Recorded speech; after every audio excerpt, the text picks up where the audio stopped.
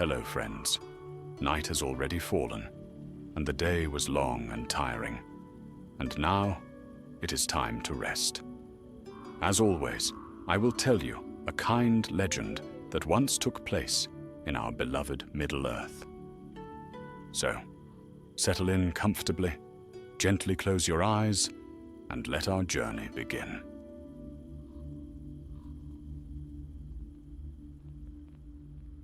In the quiet hours before dawn, when the stars still trembled upon the edge of the sky, the brown wizard, Radagast, sat beside his hearth in Roscobel, listening to the soft rustle of wings outside his door. His home was a low house of wood and moss, half hidden beneath the leaning boughs of Greenwood the Great, though folk now called it Mirkwood, for the shadow of Dol Guldur still poisoned the air. Yet within Radagast's walls all was peace. Birds nested in the rafters, rabbits nibbled at his doorstep, and a great tawny owl dozed upon the mantel, blinking once in a while at the wizard's mutterings. Radagast's robes were the color of earth after rain, and his hair tangled with twigs and leaves. He had been studying the strange illness that had lately come upon the black squirrels of the forest, making them slow and forgetful. A row of clay pots steamed upon his hearth, filled with herbs and roots steeped in golden water. The smell was sharp but wholesome, like pine sap and sage. He hummed to himself as he worked, an old melody learned from the elves of Lorien long ago, until suddenly the door shook under a heavy thud. Then came the cry of great wings. Feathers brushed the thatch above his roof. Startled, Radagast hurried to open the door, and there, bending his great head beneath the eaves, stood an eagle of the north. "By the 7 stars!" Radagast exclaimed. "Gwaihir himself, unless my eyes deceive me. What brings you so far south, Lord of the Wind?" The eagle's eyes gleamed like molten gold. "A message, Radagast the Brown. But I cannot linger, for my kin watch the northern heights." He spread his wings wide, and the gust nearly blew the wizard's hat from his head. "Dark wings gather in the north. Beware the shadows stirring." Before Radagast could speak, Gwaihir leapt skyward with a rush of wind, vanishing into the clouds that rimmed the dawn. "Dark wings gather in the north," Radagast repeated, frowning. "The north? Has the shadow risen there as well?" He turned to his owl, who only hooted sleepily. "This cannot wait. If the eagles give warning, we must learn what danger grows." And so began a chain of errors that would turn the forest's peace into confusion.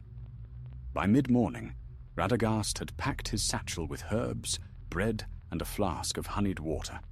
He whistled for his companions, Rose, his faithful hedgehog friend, who rode in a basket, and Branta, a clever magpie who spoke several words of Westron and had the bad habit of repeating them at inconvenient times.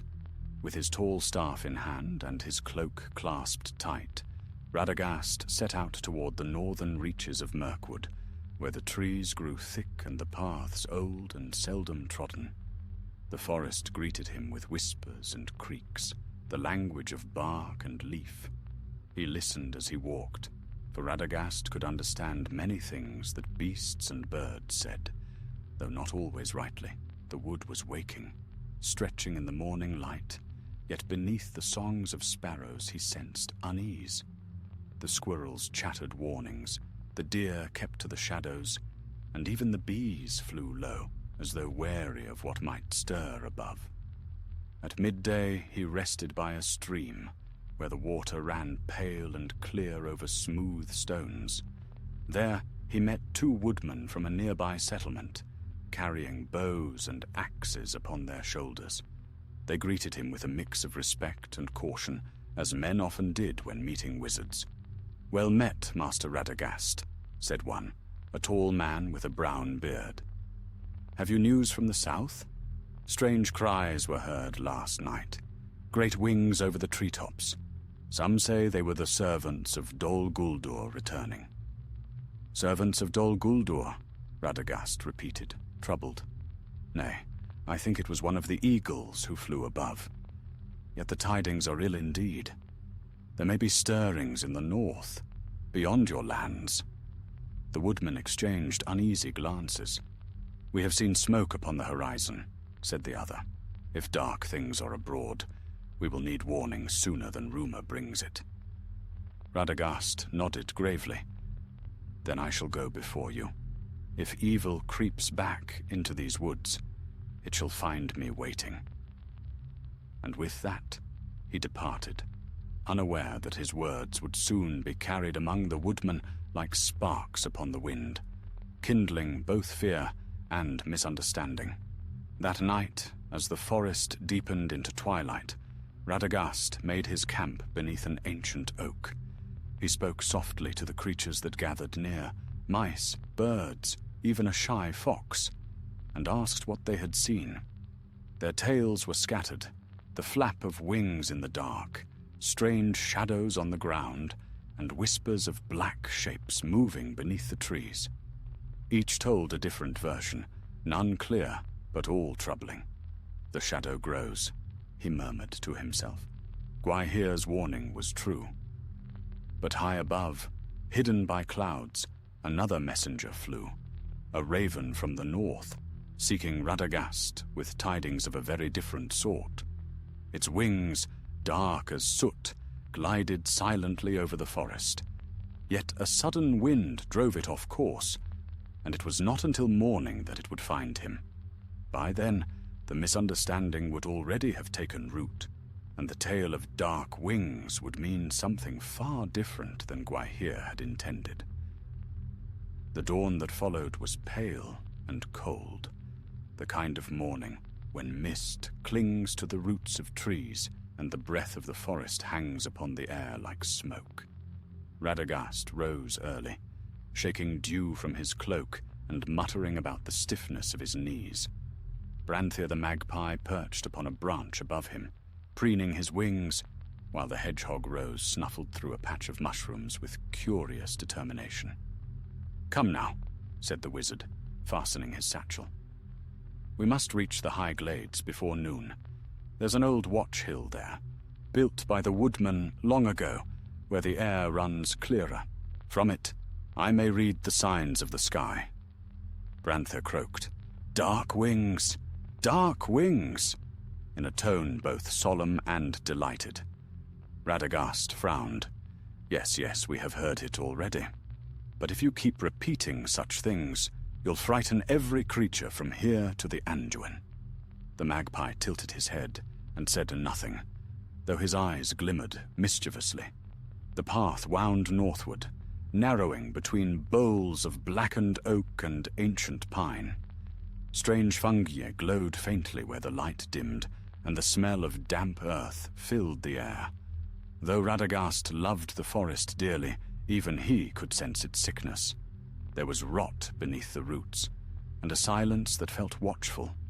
The old enchantments that had once protected Mirkwood were weakening, or so it seemed. By midday they reached the hill, a mound overgrown with thorn and ivy, ringed by stones carved with faint runes. The place had been built in elder days, when the woodmen still kept watch for goblins straying from the mountains. Now it stood forgotten. Radagast climbed to its crest, his staff tapping against the rock, and looked to the sky. The mist had lifted, and far to the north he saw a shadow moving across the clouds. At first he thought it a storm, but as he shaded his eyes, he glimpsed a wheeling of wings, black shapes, many and swift, like crows in flight. "So it is true," he whispered. "Dark wings indeed." But what he saw was not the host of some new enemy, nor servants of Dol Guldur. It was a great gathering of ravens and carrion birds circling the northern mountains where the snows had begun to thaw. They had come to feed upon the remains of a battle between wild wolves and hill trolls, an ordinary thing in the wild lands beyond the forest's edge. Yet from his distance, Radagast could not tell. He descended quickly, calling to his companions. Come, Ros, Branther, we must warn the woodman. Evil moves even now." The magpie squawked with excitement, hopping from branch to branch. "Warn the woodman. Dark wings." The words echoed through the trees like a cry of alarm. By evening, when Radagast reached the outskirts of the woodman's settlement, the air was already buzzing with whispers. Men and women stood by the palisades, faces pale in the firelight. Children clung to their mothers, and hunters gripped their spears. An old chieftain, Brandar, son of Harl, came forward to meet him. His beard was streaked with grey, and his eyes sharp with suspicion. "Radagast the Brown," he said, "you've stirred the forest with your talk of dark wings. Some say the shadows have returned to Dol Guldur, others that the beasts of the north march south. What truth lies behind your words?" Radagast, taken aback, spread his hands. "I only repeat what the eagles have spoken. Gwaihir himself brought warning to my door. Dark wings gather in the north. I came to learn what danger threatened, but I see now it may already be near." The murmurs deepened. Several of the men glanced upward, as though expecting black shapes to descend upon them at once. Brandir's gaze hardened. "Then you bring ill tidings indeed. Already, our hunters found strange tracks near the river, heavy and clawed, and now you speak of dark wings. Tell me truly, wizard, have you brought this shadow with you?" Radagast blinked, astonished. "Brought it? No, good sir, I have come to drive it away if I can. But mistrust spreads as swiftly as fire in dry grass. The woodmen, remembering tales of wizards and the evils that once crept from Dol Guldur, began to whisper among themselves. Some said that Radagast's beasts were spies. Others swore they had seen black birds following him through the trees. That night, while he slept in a borrowed hut, a council gathered outside. Fear had settled deep into their hearts, and fear seldom listens to reason. Before dawn, Brandthir returned in a flutter of wings. "Trouble, master, men with torches and anger." Radagast sprang up, his hair wild. "What folly is this now?" He stepped outside to find a dozen men waiting, spears glinting in the torchlight. Brandir stood at their head. "Radagast," he said grimly, "we mean no harm, but we can no longer trust your magic.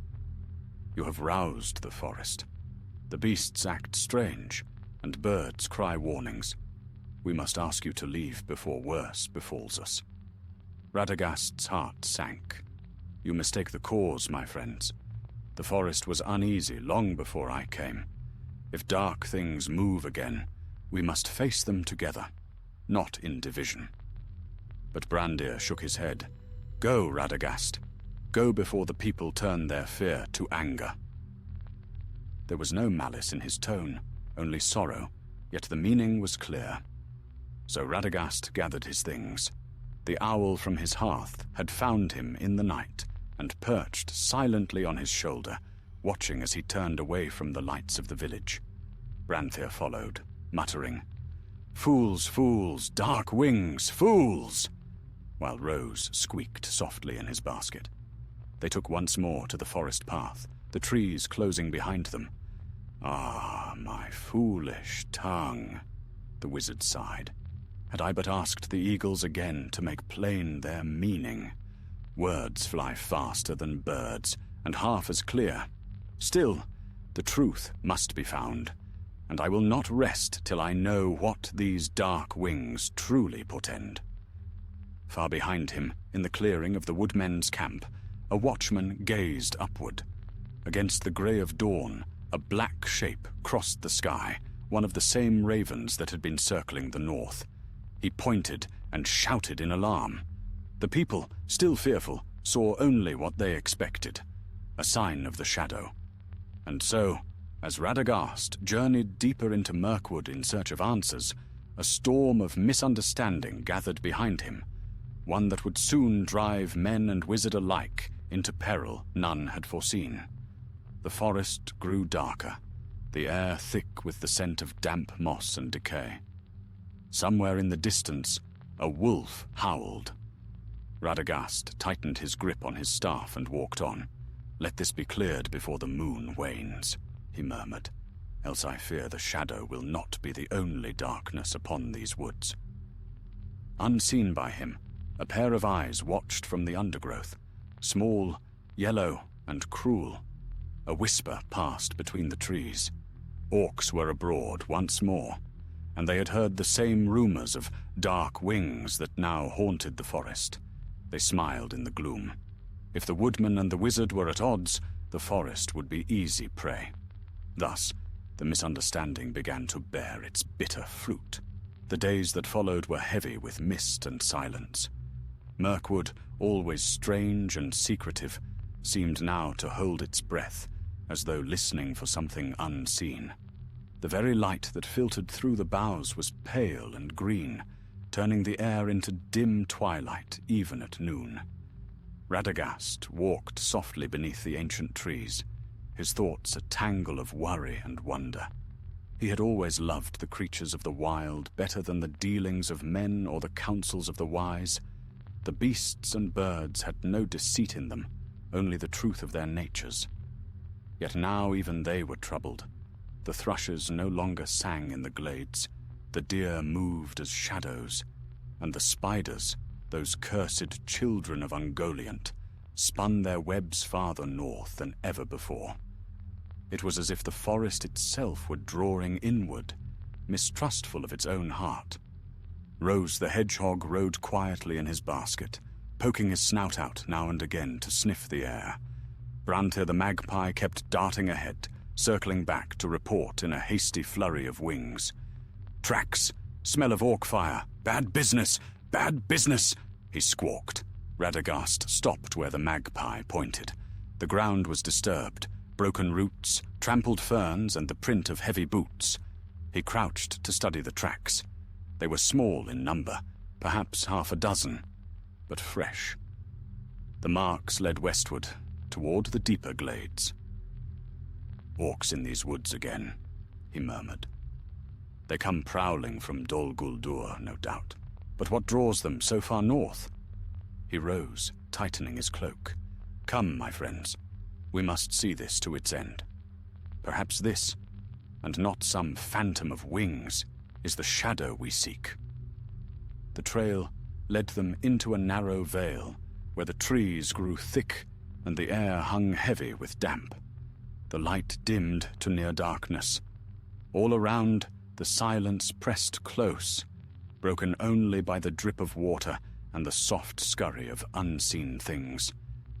Then came a sound, a low murmur, rough voices speaking in the black speech, harsh and guttural. Radagast crept closer, peering through the ferns. Below, in a hollow ringed by twisted roots, a small band of orcs sat about a dying fire. Their armor was dull and dented, their faces smeared with grime. One gnawed at a strip of meat, another sharpened a blade. "Gulda's master stirs again," one growled. "We've seen his mark on the stones." "Bah," spat another. "Let him stir. We get the scraps, nothing more. I say we find those fool woodmen and take what's theirs." Radagast's brow furrowed. So his fears had not been vain. Evil was indeed creeping back into the forest's bones. Yet he dared not confront them openly. Instead, he whispered a few words under his breath, and the air stirred. From the shadows above, a dozen owls swooped silently down, their wings beating like whispers. The orcs leapt up with cries of fear and confusion, flailing at the air. While they stumbled and cursed, Radagast raised his staff and struck it to the earth. A burst of light flashed through the glade, dazzling their eyes. When it faded, the orcs fled into the darkness, howling as they went. But not all. One, larger than the rest, had caught sight of the brown-clad figure among the trees. He snarled and hissed through broken teeth. "A wizard," he spat. "We'll tell our masters. The brown one meddles again." And with that, He too vanished into the black of the forest. Radagast sighed deeply. So much for secrecy. The tidings will fly swifter than ravens now. He turned toward his companions. We must reach the edge of the north before word spreads. If the orcs carry tales of dark wings, the woodmen will think their fears confirmed. They walked on until the forest opened upon a wide clearing where the grass grew long and silver under the moonlight. There, Radagast halted to rest. He spoke softly to the beasts that crept near, the foxes, the deer, even a few wary hares, and learned that strange things had indeed been seen. Fires on the hilltops, cries in the night, and birds flying in unnatural flocks. The world is full of half-truths, he muttered. Each creature sees a piece, and none the whole. I must find the heart of this before it tears the forest apart. As he sat pondering, a flutter of wings broke the quiet. Out of the darkness came a raven, its feathers wet with dew. It landed heavily upon a stump before him, croaking a rasping call. "Hail, Master Radagast," it said, for this was one of the talking ravens of the north, kin to those who served the dwarves of Erebor. "Long have I sought you. The eagles sent word, but the wind carried me astray." Radagast leaned forward eagerly. "Then speak, friend. What of these dark wings in the north? What evil stirs there?" The raven blinked, puzzled. "Evil? Nay, none that we have seen. The dark wings were but flocks of carrion birds gathered where the snows melt, feasting upon the dead of winter. The eagles watched only to mark the season's change." Radagast froze. "Carrion birds? That is all? Nothing more?" said the raven. The message was meant as a jest among the wind lords, not a warning. Yet the forest whispers of panic, and the men of the south tremble. What folly has taken root here? Radagast groaned and sank his face into his hands. Oh, by Yavanna's mercy! All this fear, this flight, this folly, born of a misheard message. The eagles spoke of birds, and I of doom. I am the author of my own chaos. The raven clicked its beak. Then you had best mend what your words have torn. The orcs spread rumor of wizards and dark magic. The woodmen sharpen their spears. If peace is not mended soon, war will creep through these woods like fire. Radagast rose slowly, determination replacing shame. Then I shall make it right. I will return to the woodmen and show them the truth. The forest shall not fall to lies. But the raven's gaze turned uneasy.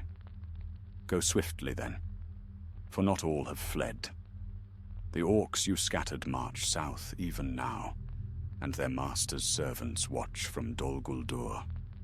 They will twist your name to their purpose. The wizard nodded grimly. Let them. Words may be turned, but deeds speak louder. He looked toward the south, where the forest grew thick and black beneath the stars. Somewhere beyond those shadows lay the huts of the woodmen, ringed with fear and suspicion. Between them and the truth stood only him, a weary old wizard with mud on his boots and a magpie on his shoulder. Yet Radagast smiled faintly as he took up his staff. "Well then, my friends," he said softly, "we have a misunderstanding to untangle, and not much time to do it." The owl hooted from above. Branthir flapped his wings with a cry of, "Dark wings! No, bright wings! Bright wings now!" And the hedgehog sneezed. So Radagast the Brown set forth once more through the sleeping forest, his heart heavy yet hopeful. The mist curled about his feet like ghostly threads, and the stars overhead shone pale and far. Behind him, unseen, the raven watched a moment longer before taking flight, its shadow gliding eastward toward the mountains. In the distance, faint but growing, came the echo of drums. The orcs of Dol Guldur were on the move, And somewhere in the depths of Mirkwood, between fear and folly, the true test of Radagast's wisdom was only just beginning. The forest had never seemed so wide, nor its shadows so deep, as when Radagast turned his steps once more toward the woodmen's dwellings. Clouds drifted low and grey across the sky, dimming the sun to a ghostly disk. Beneath that wan light, the trees loomed like pillars of an ancient hall, their roots coiling over the earth as though to bar his path. Yet Radagast walked steadily, leaning upon his staff, his robes trailing in the damp leaves. His thoughts were troubled, but clear now in purpose. He would go back. He would set the truth before the woodman, and end this foolish dread before it kindled into something darker. The forest, for all its fears, still obeyed him in its quiet way.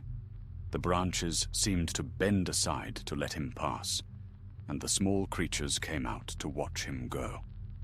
All through that morning he walked, speaking to the trees as he passed. "Hush now," he murmured to a restless oak whose limbs creaked in the wind. "The shadow grows only when hearts fail. There is no great evil here, save confusion and fear." Rose slept in his basket, lulled by the rhythm of Radagast's step. Branthier the magpie flew ahead, crying, "Peace! Peace coming! Bright wings! Bright wings!" in proud mimicry of his master's tone. The wizard almost smiled to hear it. Toward evening, when the last light was slipping from the sky, Radagast came upon signs of trouble. The smell of smoke drifted faintly through the trees. Not the sweet scent of wood smoke from a hearth, but the harsh, acrid stench of burnt pitch. He quickened his pace, heart thudding. When he reached the edge of the woodmen's settlement, his fears were confirmed. The palisade was broken in places, torches lay scattered upon the ground, and men moved wearily among the charred remains of huts. Cries of pain and mourning rose from within. Orcs had come in the night. Radagast hurried forward, calling out, "Friends! It is I, Radagast the Brown. Let me through." A few men turned, eyes wide in surprise. Then came Brandir, the chieftain, his arm bound in a sling, his face drawn with exhaustion. "You return, wizard," he said grimly. And not a moment too soon. Or too late, perhaps. The orcs struck before dawn. 6 dead, more wounded. They came from the north, bearing torches and shouting of the Brown One's curse. Radagast's face went pale. "Curse? They spoke of me?" "Aye," Brandir said bitterly. "They cried that you had summoned them, that your beasts had led them the way. Many believed it, though I did not wish to. Yet their words found eager ears in fearful hearts. 'By Yavanna's mercy,' Radagast whispered. 'This misunderstanding has grown beyond any folly I feared. Listen to me, Brandir, son of Harl. The orcs lie. They twist words as a fox twists through briars. The truth is otherwise.' Brandir folded his arms. 'Then speak it, and swiftly.' So Radagast told him everything. The coming of Gwaihir, the misheard warning of dark wings, the foolish spreading of his own alarm, and the discovery that all had sprung from nothing more than the carrion birds of the north. He spoke plainly, sparing no fault of his own. When he had finished, silence fell. The woodmen stared, some doubtful, some ashamed. Brandir's brow furrowed deeply, but there was a glimmer of understanding in his eyes. "You speak truth," he said at last. "I see it in you. And yet truth, once tangled, is not easily set straight. The orcs have carried their lies farther than we can follow. Even now they march south, and my people are too few to withstand them again." "Then let me help," said Radagast, standing tall despite his weariness. "The forest is not blind to my voice. I will summon its strength, beast, bird, and branch alike, to shield your homes. Give me till nightfall." Brandir hesitated, then bowed his head. Do what you must, brown wizard. We will hold the walls." Radagast strode beyond the palisade and raised his staff high. A wind rose from nowhere, whispering through the trees. The grass stirred, and the shadows deepened. His voice, when he spoke, was low and clear, yet it carried far through the forest. "Children of leaf and fur," he said, "hear me.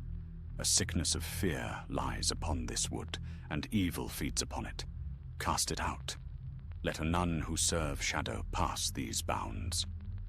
From the gloom came answering sounds, the hoot of owls, the chatter of squirrels, the rumble of distant deer hooves. Foxes slunk through the ferns, eyes bright with purpose. The forest was awake. As dusk deepened, Radagast stood watching, his heart both heavy and hopeful. From afar came the harsh cries of orcs, echoing through the trees. Then, as if the forest itself answered, a storm of wings filled the air. Not dark, but shining in the last light of the sun. Hundreds of birds, great and small, swooping between the branches. They harried the orcs, shrieking and striking, driving them into confusion. From the shadows came the growl of wolves, not the cruel kind bred in Mordor, but the old, wild kindred of the north, who still remembered the wizard's kindness. They fell upon the orcs like a tide of teeth and fur. The night filled with cries, steel, and the thunder of feet. Within the hour, the attack had broken. The orcs fled southward, pursued by shadows that would not relent until dawn. When all was quiet again, Radagast returned to the settlement. The woodmen gathered in silence to meet him. The chieftain stepped forward, awe upon his face. "The forest fought for us," Brandir said softly. "Never have I seen its creatures rise so. We owe you much, Master Radagast." Radagast shook his head. "Nay, you owe me nothing. It is the forest that is your ally, not I. I merely reminded it of your friendship."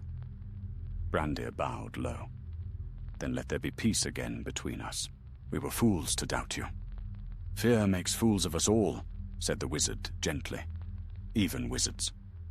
For a moment, quiet fell, peaceful and deep, as if the forest itself breathed easier. Fires were rekindled, and the wounded tended. Children laughed again, shyly at first, then freely. As night spread its mantle over Mirkwood, Radagast sat by the gate, his staff beside him. Branthir perched upon his shoulder, croaking proudly, bright wings win," while Rose snored contentedly in his basket. The wizard smiled, but his eyes were thoughtful. "Let this be a lesson well learned," he murmured. "That words once flown are hard to call back, and sometimes more perilous than any spell." He looked northward, where the stars burned cold and distant above the hills. Somewhere up there, Gwaihir and his kin rode the upper airs, unaware of the turmoil their careless phrase had stirred. Radagast chuckled softly. "I suppose even eagles may blunder." He rose, stretching his weary limbs. Tomorrow he would send a message to Gandalf in the south to tell him of all that had passed. The tale would bring laughter, no doubt, and a shake of the head. Yet beneath it all lay a warning that even the smallest misunderstanding may set great wheels turning. And so the night deepened. The wind whispered through the leaves, carrying with it the scent of rain and the murmur of sleeping trees. The forest, for the first time in many days, was at peace. Still, far to the south, beyond sight or sound, a dark tower brooded. Within Dol Guldur, a hooded figure listened to the distant tidings brought by a trembling orc. A wizard meddling in Mirkwood, beasts rising at his call, men standing with him against the shadow. So, the Dark One murmured, "The brown fool stirs the forest. Let him. His meddling may yet serve our purpose." But that is another tale, for now, Radagast the Brown slept beneath the trees of his beloved forest, unaware that his magical misunderstanding had been only the beginning of greater troubles yet to come. Morning came softly to Mirkwood, with pale sunlight filtering through the high, green vaults of leaves. The battle was over, and peace, of a sort, had returned. Yet Radagast the Brown did not sleep long. His heart was restless, for though the woodmen were safe and the orcs scattered, he felt the forest still uneasy, as though a whisper ran through its roots that would not be still. He rose from where he had slept by the gate and stretched his arms toward the light. The forest smelled of rain and smoke. The men of the village were already at work, mending palisades, burying their dead, and singing low, grim songs of the fallen. Women carried water and herbs, and the air was full of murmured thanks. Brandir, son of Harl, came to him, weary but upright. "You have our gratitude, Radagast," he said. "The folk of this hall will remember your aid when winter comes again. Yet I fear this will not be the last we see of Dol Guldur's filth." Radagast nodded. "Nor do I. The orcs test your strength, probing the edges of your courage. The shadow behind them seeks to know where fear might yet take hold. But take heart, the forest is not yours alone to guard." The chieftain smiled faintly. "I think the forest knows that now." He looked about him at the beasts that lingered at the edges of the clearing, deer and foxes, owls perched upon the branches, even a pair of badgers peering from their burrow. "They do not flee us anymore." "No," said Radagast, "for they have seen men stand beside them instead of against them. That lesson will not soon be forgotten." He spent that day walking among the wounded, tending them with his herbs and soft chants. His hands were deft and gentle. Where they passed, fever cooled and pain eased. The children followed him in quiet wonder, whispering that the wizard's touch smelled of pine and fresh rain. By sunset, when his work was done, he stood again upon the northern ridge overlooking the forest. The sky there was flushed with gold, the treetops bathed in the last light. Branthir the magpie fluttered beside him, restless and curious. "What now, master?" croaked the bird. "Back to the house? Back to your mossy walls?" Radagast smiled at the familiar tone. "In time, my feathered friend. But there is still work to be done. I must learn whether Dol Guldur stirs in truth or only casts shadows of fear. And if the latter, I shall see that those shadows fade." "Bah," said Branthir. "Shadows have long legs." "That they do," said Radagast quietly. He descended once more into the forest, following an old path that wound eastward toward Rosgobel. The night birds called softly, and the air shimmered with 1,000 hidden sounds. For all its perils, Mirkwood was still a living, breathing land, and it welcomed him as one of its own. But far behind him, unknown to Radagast, a survivor of the orc band crept from the ruins of their camp. His arm was broken, his armor scorched, yet his eyes gleamed with hate. He turned south, limping toward the black tower of Dol Guldur, bearing his tale of the brown wizard who had commanded beasts and men alike to drive them back. Days later, deep within the dark fortress, the tale was told before a veiled figure whose presence filled the chamber like smoke. He sat upon a high seat, unseen but felt, a will vast and cold. "So," said the voice of the necromancer, low and dangerous, "the brown wizard dares to meddle. He who should tend beasts and roots now rouses men against me." The orc trembled. He called the beasts, my lord. The forest itself rose. "Birds and wolves." "Enough," said the voice, and the creature fell silent, clutching his chest. "Let him play his games with squirrels and sparrows. I have greater servants than he, but his meddling may serve another end." There was a long silence, then the faint sound of laughter, cold as the wind through dead leaves. "Send word to the hill tribes," said the necromancer at last. "Let them spread tales of the Brown One's power. Let the woodmen fear him even as they thank him. Fear and gratitude make strange company and strange choices. In time, both will serve me." Thus, even as Radagast walked in peace, the seeds of new confusion were already sown. Unaware of this, the wizard journeyed homeward. Along the way, he paused often to speak with the creatures of the wood, asking what they had seen or heard.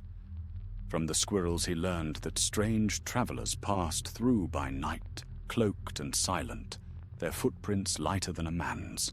From the foxes came tales of a black mist rising by the river, where nothing grew. From the owls came word that spiders had spun great webs farther north, stronger than any since the days when Dol Guldur first darkened the land. "This forest heals and sickens both at once," he murmured. "The light returns, yet the shadow creeps anew. It is as if two songs are sung at once, one of life, one of decay, and each strains to be heard." By the time he reached Rosgobel, night had fallen. His home stood just as he had left it, quiet, overgrown, half swallowed by ivy. He smiled to see it. The hedgehogs scurried out to greet him, and the birds chirped from the rafters. "Ah," he said with a weary laugh, "you missed me, did you? A wizard's house grows lonely without its guests." He laid aside his staff and kindled a small fire. The warmth spread through the room, carrying with it the smell of herbs and honey. Branthir perched upon the mantel, preening smugly. "Home," the magpie said. "At last." "Yes," said Radagast softly, gazing into the flames. "At last. But not for long, I think." He took up a quill and a scrap of parchment and began to write. The words came slowly, for he was no lore master like Gandalf, nor wordsmith like the elves, but his message was clear. To Mithrandir, friend and wanderer of the West, the forest is restless. The shadow beneath Dol Guldur stirs faintly once more, though I know not to what end. I have blundered in my haste and turned a jest into alarm, yet through that folly I have seen how swiftly evil moves where fear has made ready its path. Come if you may, or send tidings, for I feel a greater unrest moving beyond my sight. Radagast the Brown. He rolled the letter and bound it with a thread of bark fiber. Then he whistled softly, and a small brown thrush fluttered to his shoulder. "Take this to the Grey Pilgrim, wherever he may wander," said the wizard. "He will know the meaning." The bird chirped once and darted into the night. Radagast sat long after it had gone, staring into the coals. The firelight danced in his eyes, and for a moment he saw within it a shape of wings, not dark now, but white and bright as starlight. The laughter of the eagles seemed to echo faintly in his ears. He smiled at last, shaking his head. "Ah, Gwaihir, old friend, your jest has carried farther than you know." Outside, the forest whispered and shifted, alive with unseen movement. The night was deep and full of secrets, but for now, peace lay upon Rosgobel. The beasts slept, the trees murmured softly, and the wizard dozed in his chair, dreaming of green hills and clear skies, far beyond the shadow. Yet even in his sleep, a frown touched his brow. For somewhere in the dark heart of the wood, a new voice was whispering. A voice neither of man nor beast, but of something older, colder, and more cunning. It slipped through the roots like mist and breathed upon the dreams of all who dwelt in Mirkwood. The misunderstanding was over, but its echo had awoken something far more dangerous. And thus the peace of Radagast the Brown, though dearly earned, was not to last. The following days passed in a hush that seemed too deep for peace. The forest had quieted after the flight of the orcs, yet beneath the silence there lingered an unease, a faint stirring in the roots and hollows of Mirkwood that even Radagast could not name. He felt it, as one feels the heaviness before a storm, a presence gathering far off, slow but certain. He spent his mornings among the trees, speaking softly to the beasts and birds who were his friends, assuring them that the shadow had passed. But their answers troubled him. The foxes still whispered of black smoke by the river. The owls spoke of webs that shone faintly in the moonlight, and of things that crept where no feet should tread. And always, always came the same words. The forest is watching. Watching? He murmured one morning, frowning beneath his tangled hair. And what does it watch for, I wonder? He stood beside a small stream near Rosgobel, its waters clear and quick over smooth stones. There he saw reflected the grey sky, heavy with clouds that seemed unwilling to rain. Branthair the magpie perched upon his shoulder, chattering, rain coming, bad air, bad air." Radagast sighed. "Aye, and not just the air, my sharp-tongued friend. The forest itself grows restless. There is something moving beyond my sight, though I cannot yet name its shape." That evening he returned to his cottage and set his thoughts to order. He sat before the hearth, the fire crackling low, and opened an old wooden chest filled with scrolls and scraps of parchment. Most were covered in his untidy hand, notes of herbs, observations of beasts, sketches of mushrooms and birds. But among them lay a few older writings, gifts from the wise. He drew out one such scroll, sealed with a faded green thread. It was a letter from Gandalf, written many years ago, when first they had spoken of Dol Guldur darkness. Radagast broke the seal and read again the familiar lines. "The shadow may sleep, but it is never dead. Guard well the borders of your forest, for the enemy works often in small and hidden ways. His strength grows not by armies alone, but by fear and forgetfulness. Be watchful, old friend, and trust the voice of the wild, for it will speak truth when all others are silent." Radagast read the words twice, then let them fall into his lap. "Fear and forgetfulness," he said softly. "Aye, that is his craft. He needs no armies when hearts will do his work." He rose and went to the window. The night outside was thick and still, the stars veiled by drifting mist.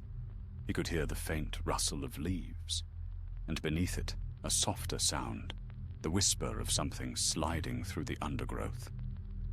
"Who walks there?" he called gently, for he feared no creature of the forest. No answer came, but the rustling ceased. For a long moment he listened, every sense alert. Then, slowly, he felt it, a tremor beneath his feet, faint as a breath, as though something vast and hidden stirred deep under the earth. It was gone almost at once, but it left the air colder. He sat down again, troubled. Branthair hopped along the mantel, muttering nervously. "Dark roots, master. Dark roots waking." "Perhaps," said Radagast, "or perhaps only my own fears taking shape. Yet I think it would be wise to look eastward." The next morning, he set out once more. He followed no path, for the ways of Mirkwood were tangled, but the trees seemed to know his will and guided his steps. The air grew heavier as he went, and the forest changed around him. The bright mosses faded, the leaves grew darker, their edges sharp and glistening. The ground beneath was soft and black, and strange fungi pulsed faintly with their own light. By midday, he reached the banks of a sluggish stream that wound southward toward the dark lands near Dol Guldur. The water there was foul, glimmering with an oily sheen. He knelt and touched it lightly, then withdrew his hand with a frown. "Poison," he whispered. "The taint spreads again." He rose swiftly. This cannot be allowed. The woodmen drink from this water when they hunt. If the sickness grows, it will reach their wells before the next moon. He turned to Branthir. Fly, my friend. Go to the woodmen's hall and tell Brandir that the river is unclean. They must draw water only from the upland springs until I give word. The magpie bobbed his head. Go, go, warn them, he cried, and with a flash of wings vanished into the trees. Radagast pressed on along the stream, following it toward its source. The stench grew worse, and soon he saw why. In a hollow ahead lay the remains of an orc camp, smouldering pits, broken weapons, and bones cast carelessly into the mud. The place was dead, but the air around it throbbed faintly with a lingering malice. He stooped to study the ground. There were symbols carved into the stones, marks he knew too well, the twisted runes of the necromancer's servants. But these were fresh, cut no more than a week past. So, he said grimly, the hand of Dol Guldur reaches again into Mirkwood's heart. He raised his staff and whispered a word. The wind shifted, scattering the ashes and carrying away the foul stench. But beneath the cleansing, he sensed something left behind, a memory, faint but insistent. He felt it press upon his mind, a whisper like the echo of distant speech. Brown fool, meddler, come closer and see what waits beneath the roots. Radagast shuddered and drew back, clutching his staff. For a moment, he thought he saw movement beneath the black water, a shadow rising, the glimmer of eyes too deep to belong to any beast. Then the vision passed, leaving only ripples and silence. He turned away, shaken but resolute. Not yet, he said aloud, as if to whatever voice had spoken. You will not have this forest so easily. By dusk, he had returned to Rosgobel, weary to the bone. Branthir was waiting for him, feathers ruffled and eyes bright with excitement. They listened, master. The woodmen listen. They draw from the springs now, but they fear. They whisper your name again. Radagast sighed. Then let them whisper. So long as they are safe, I care not what tales they tell. He sat before the hearth once more, staring into the flames. Outside, the wind moaned softly, and the trees leaned close as if to hear. I see now that my folly was no small thing, he murmured. A jest of eagles, a wizard's haste, and the shadow found its moment to move again. Yet perhaps it is better so. For now I know the danger, and I will not sleep while it grows. He rose and went to the door. The night air struck cold against his face, carrying the scent of pine and damp earth. Above the treetops the first stars were showing, faint and far. Gandalf will come, he said softly. He must, and when he does, we shall see this business ended once and for all. Behind him, the fire crackled, and a small owl hooted from the rafters. The forest answered with a sigh that might have been wind, or something older, deeper, and still waiting in the dark. Radagast closed his door against the night, though he knew that no door in Middle-earth could keep out the whisper of shadows forever. And far to the south, in the hidden halls of Dol Guldur, the necromancer's servants stirred. The game had begun anew. The wind shifted in the days that followed, carrying with it the chill of the southern lands. Clouds gathered over Mirkwood like a great grey shroud, and the air grew heavy with the scent of rain and rot. Radagast moved quietly through his halls, feeding the birds and tending the wounded creatures that came to him, yet his thoughts wandered far beyond Rosgobel.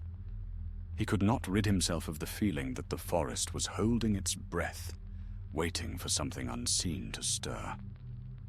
One morning, while the mist still lay thick upon the ground, a flutter of wings broke the stillness.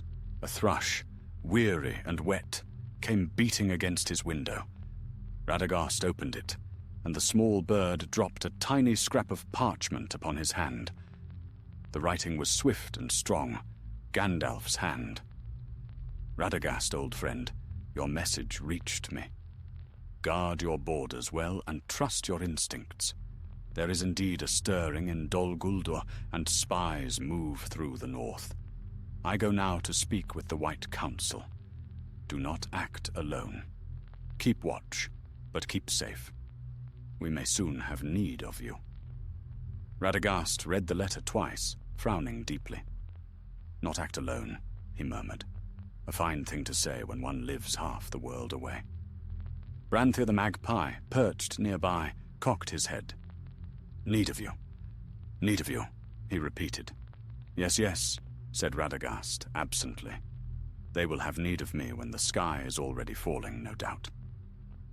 Yet despite his grumbling, his heart was stirred.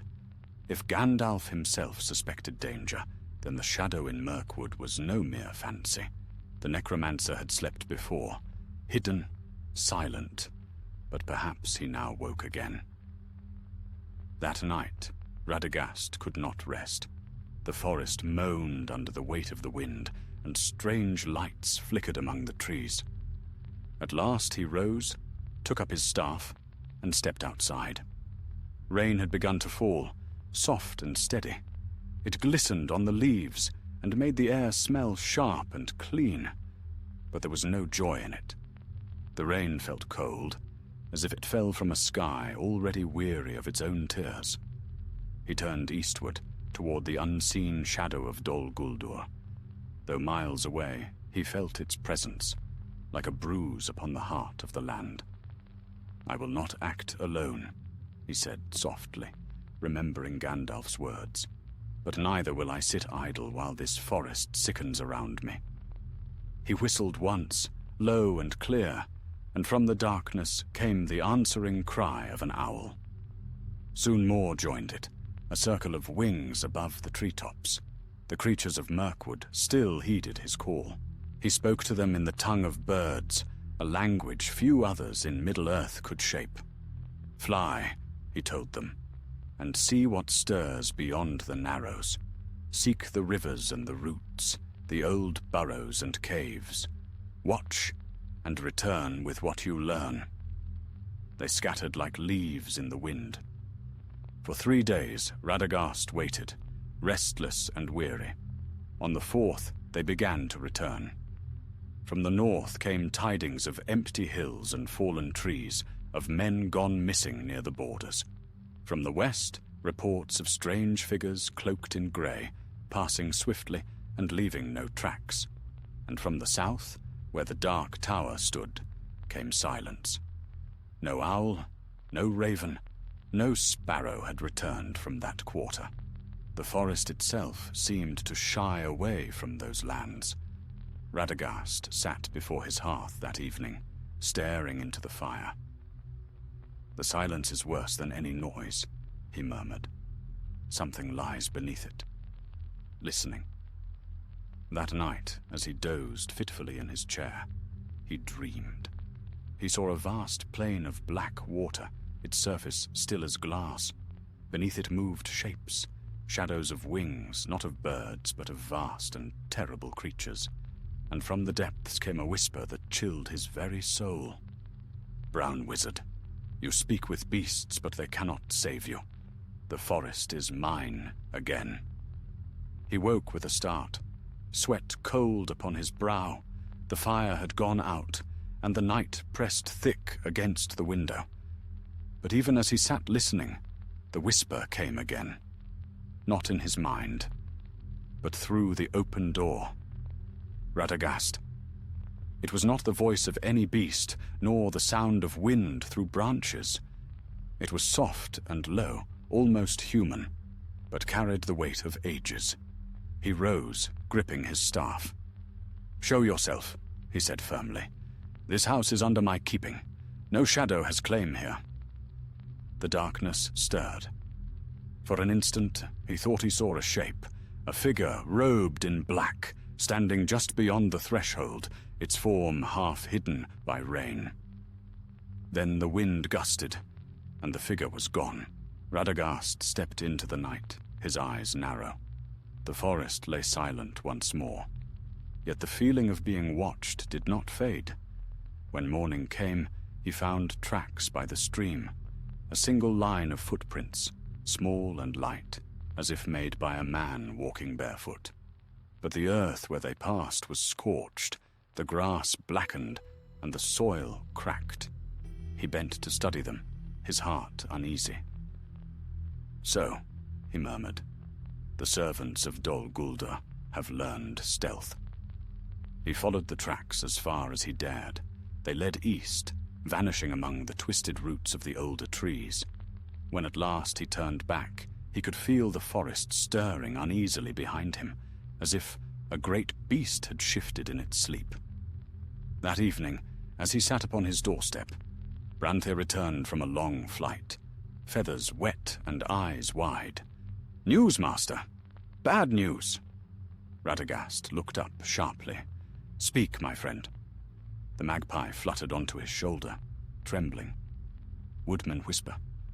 Strange dreams, shadows at their doors. Some say they see your shape in the trees. Others say you walk by night and speak to the dead. Radagast's face darkened. So the poison spreads through words as well as roots. He stood, pacing. The necromancer turns my name to fear. The folk will shun me before long, and then his servants will move among them unchallenged. He stopped, gripping his staff. "Very well. If lies are his weapons, I will answer with truth." That night, he prepared his journey southward. He packed herbs, food, and a flask of clear water from the springs he had blessed himself. Rose the hedgehog snuffled sleepily as he was placed in his basket, and Branthir fluttered to the window, muttering, "Fool's errand, fool's errand." "Perhaps," said Radagast, smiling faintly, "but it is a fool's errand in good company." He looked once more toward the forest, vast and dark beneath the moon. "If Dol Guldur wakes again, the wise must know it. I will not let my folly blind them as it blinded me before." Then, wrapping his cloak about him, Radagast set forth from Rosgobel. The path ahead lay black and tangled, and the rain began to fall anew. Yet he did not falter. For though he was counted the humblest of the Astari, friend of birds and beasts, there was iron beneath his gentleness. And that night, as he walked alone beneath the ancient trees, a light glowed faintly at the tip of his staff, a soft, brown gold gleam, warm as the sun through forest leaves. It was a small light, but in the dark of Mirkwood, even a small light could defy the shadow. And far to the south, in the hidden dungeons of Dol Guldur, a dark voice hissed in displeasure. The brown wizard had left his hall. The game would now become more dangerous and more interesting. The forest whispered on, and the rain fell, and Radagast walked deeper into the heart of shadow. The rain fell unending for 3 days and 3 nights, as Radagast the Brown journeyed southward through the shadowed wood. Mirkwood was a maze of roots and twisted boughs, and under the weight of the storm it seemed a living thing, breathing, whispering, watching. Yet the wizard pressed on, his feet sure though the paths shifted and the air thickened with mist. He had walked these ways for long ages, since the first saplings of Greenwood the Great had stretched toward the sun. And even now, when darkness sought to master it, the forest still knew him. Still it felt different. The song of the trees, soft and ancient, full of memory, was faltering, as though a discordant note had crept into the music of their roots. It was faint, almost beneath hearing, yet it troubled him more than any cry of beast or echo of battle. For when the heart of the wood falters, the land itself sickens. By the 3rd day, he reached the borders of a deep ravine, known to few save the oldest hunters. The place was once fair, a vale of fern and birch, watered by a clear stream that ran from the high places near Amon Lank. But now the air stank of decay. The stream was choked with black slime, and the trees leaned as though in pain. Radagast crouched beside the water, touched it with his staff, and drew back at once. A hiss rose from the surface, and where the wood had touched, the water boiled faintly. "Poisoned," he whispered. "The corruption flows from Dol Guldur itself." Branthier the magpie, who had been riding in his hood, gave a shuddering croak. "Bad place. Bad place. Evil air." "Aye," said Radagast, his voice low. "Evil indeed, and growing bolder." He rose and followed the stream upward, for he guessed that its taint might lead him to the edge of the necromancer's domain. The rain lessened, but the air grew darker as he went. The ground was soft and uneven, strewn with rotting leaves and pale mushrooms that glowed faintly in the gloom. No bird sang there. Even the wind seemed unwilling to pass. At last, near evening, he reached a rise from which he could see far across the southern marches of the wood. There it was, the black hill of Amon Lank, upon whose summit the fortress of Dol Guldur crouched like a vulture over its prey. Smoke rose from its battlements, and faint lights glimmered within its walls, red as coals seen through ash. Radagast felt a chill that was not of weather. Long ago he had walked those slopes in happier days, when no evil yet held sway. He had known the hill's true name, the naked mountain, where elves had once danced beneath the stars. To see it now so marred filled him with sorrow and anger. He took a step forward, but the forest itself seemed to resist him. The roots twisted, the branches reached low, and the air thickened until breathing grew hard. Dol Guldur did not welcome guests. "Peace, my old friends," he whispered, laying a hand upon a gnarled trunk. "I seek not to wound, but to heal." For a moment, the pressure lessened. Then faintly he heard voices. Whispers carried on no wind. They came from every shadow, soft and cold. Radagast, meddler, turned back. He straightened. "No," he said aloud, and his voice rang with sudden strength. "Too long have you whispered lies in the ears of trees. I am no servant of yours. I will see what festers here." He pressed forward. The light dimmed, as if the sky itself recoiled, but the glow of his staff grew brighter, casting a warm, amber light. Shapes shifted at the edges of his sight, black, crawling things that vanished when he turned his gaze. The ground trembled beneath him, and from the east came a deep, rumbling moan. Then, out of the shadows ahead, a shape emerged. A tall figure, robed in grey, its face hidden by a hood. It stood motionless, watching him. Radagast raised his staff. "Who walks here? Friend or foe?" The figure did not answer.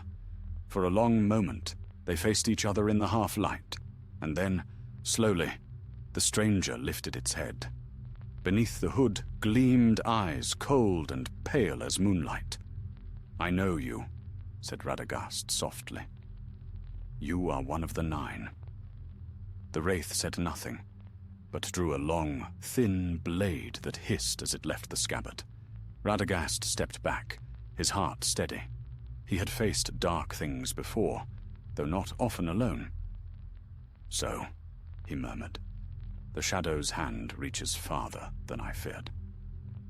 The wraith advanced, and the air grew colder still. Frost formed upon the wizard's staff, and the breath in his throat turned to mist. Radagast lifted the staff high and spoke a word of power. The light at its tip flared like fire, and the wraith shrieked, retreating a pace. The trees stirred, and the ground itself seemed to shudder. "Begone!" cried Radagast, his voice ringing through the hollow. "This wood is not yet yours." The wraith hissed, its form wavering like smoke. "Fool of the woods," it whispered, "your beasts cannot save you. The forest will serve its true master soon enough." With that, it turned and vanished into the mist, leaving only silence and a faint, lingering chill. Radagast stood trembling, his strength spent. Never before had he faced such darkness, so near at hand. He knew now that Dol Guldur was awake again, and that the necromancer's servants moved openly through Mirkwood. He sank to one knee, pressing his hand to the earth. "Yavanna, gentle queen," he murmured, "grant me strength to guard what you planted." From somewhere deep within the forest came an answering whisper, not of darkness this time, but of life. The leaves stirred, the moss glowed faintly, and the pain in his limbs eased. He rose, steadier now. "Thank you, my lady," he said softly. "Your song is not yet drowned." The rain began again, washing the last of the wraith's chill from the air.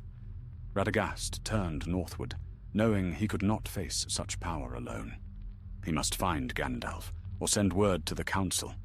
If Dol Guldur was stirring, then all of Middle-earth might soon feel its shadow. As he walked, he spoke quietly to the creatures of the forest, calling them back to him. The foxes came first, then the birds, and last the deer, moving silently at his side. "Come," he told them, "the storm rises, and we must meet it together." Behind him, far off and unseen, the dark hill of Dol Guldur smouldered, and within its walls a figure cloaked in black sat motionless before a great stone table, listening to the echoes of Radagast's words carried by the wind. "So the brown wizard still meddles," the necromancer murmured, his voice like cold iron. "Let him run to his council. The wise will move, and thus reveal themselves. All things serve in the end." And in the darkness, he smiled.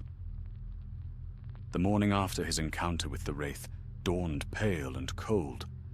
Mist drifted low across the forest floor, veiling the roots in ghostly white. Radagast walked northward in weary silence, leaning heavily upon his staff.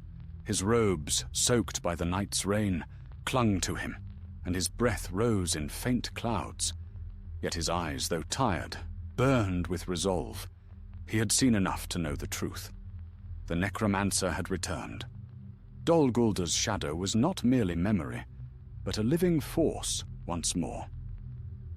The signs were plain: the poisoned water, the restless beasts, the whispers of fear among the woodmen. And now one of the nine had shown himself in the very heart of Mirkwood.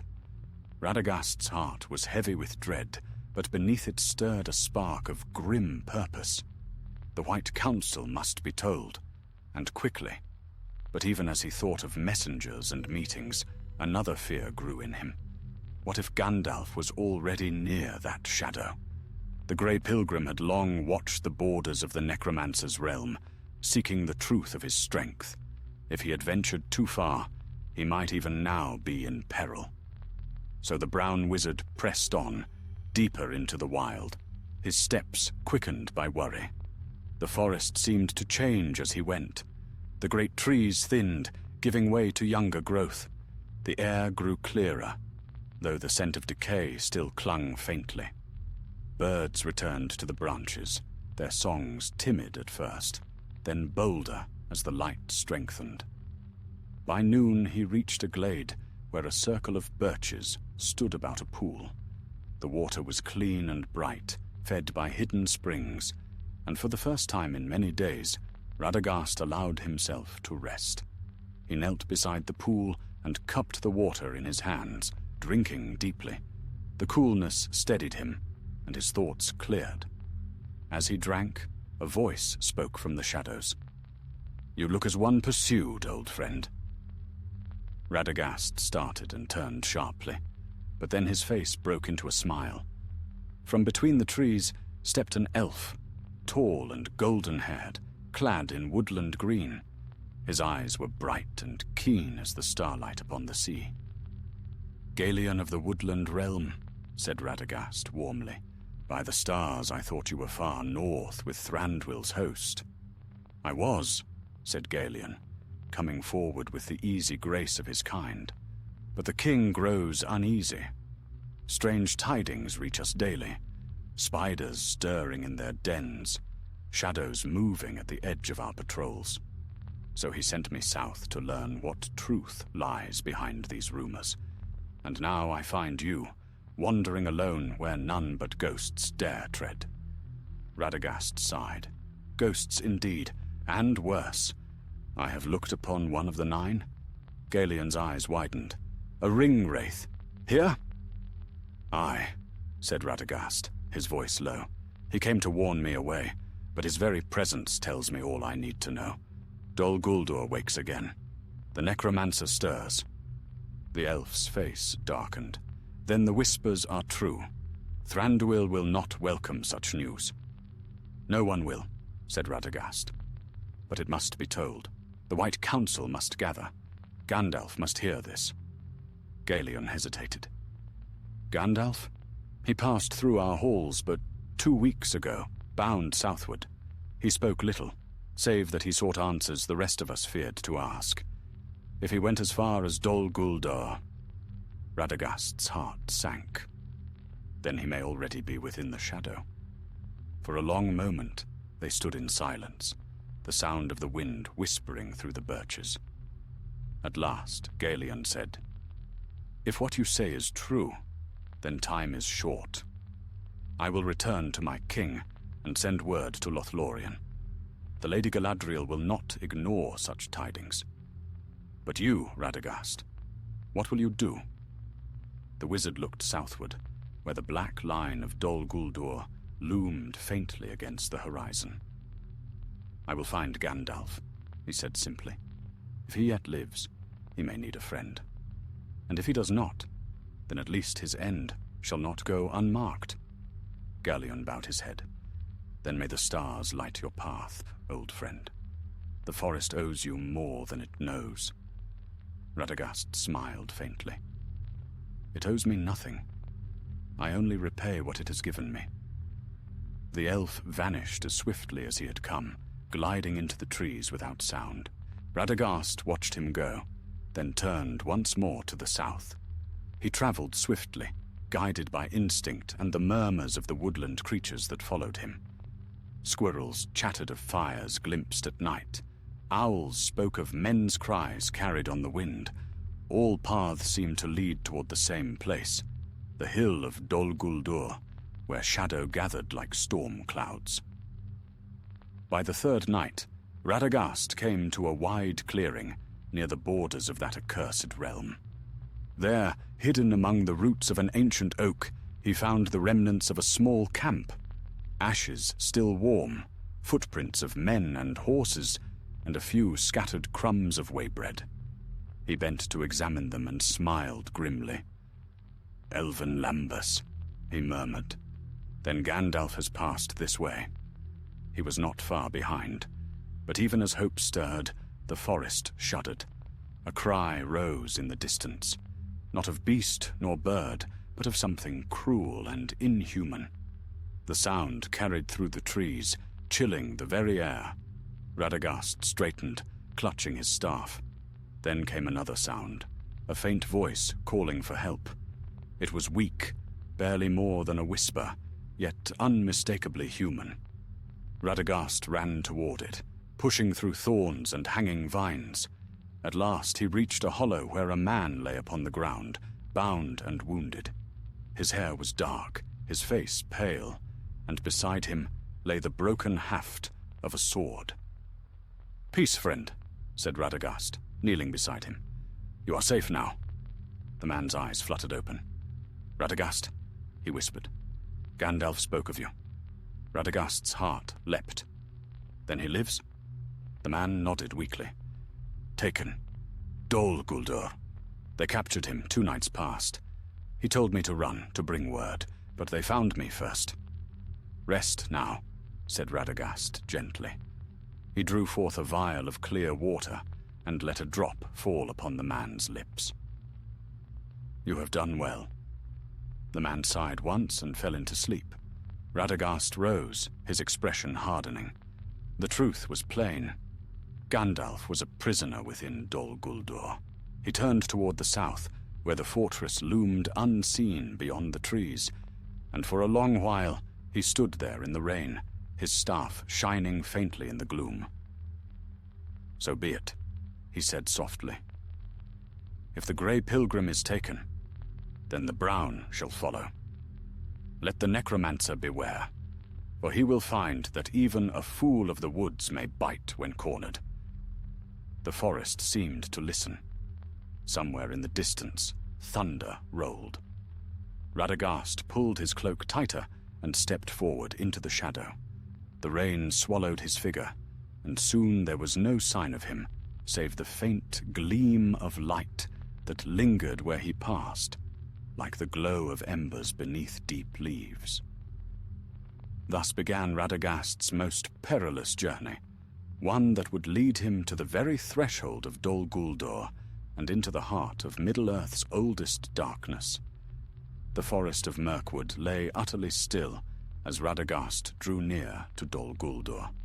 The rain had passed, yet the air hung damp and heavy, tasting of metal and ash. No bird sang, no insect stirred. Even the wind dared not whisper beneath the looming weight of that ancient hill. The trees themselves seemed cowed, their branches twisted inward as though seeking to hide their own hearts from the evil that pulsed in the south. Radagast moved cautiously.